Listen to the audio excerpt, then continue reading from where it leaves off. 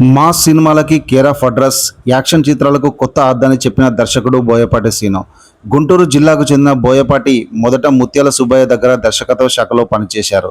2005లో భద్రా సినిమాతో దర్శకుడిగా పరిచయమై మొదటి ప్రయత్నంతోనే తనదైన ముద్ర వేశారు. బోయపాటి అంటేనే హై వోల్టేజ్ యాక్షన్ సీన్లు, ఎమోషనల్ డ్రామా మరియు పవర్ఫుల్ డైలాగులకు పెట్టింది పేరు. ముఖ్యంగా తులసి, సింహ, లెజెండ్, సరైనోడు వంటి చిత్రాలు ఆయనను మాస్ ప్రేక్షకుల ఫేవరెట్ డైరెక్టర్గా నిలబెట్టాయి. ఆయన సినిమాల్లో హీరోయిజం చాలా పవర్ఫుల్గా ఉంటుంది. హీరోలను ఆవిష్కరించే విధానంలో ప్రేక్షకులకు కావాల్సిన వినోదాన్ని మరియు ఎమోషన్స్ను పండించడంలో ఆయన శైలే వేరు. కెరీర్ పరంగా అనేక ఒడిదుడుకులు ఎదుర్కొన్నప్పటికీ తనదైన మేకింగ్ స్టైల్తో టాలీవుడ్లో ఒక ప్రత్యేకమైన మార్కెట్ క్రియేట్ చేసుకున్నారు.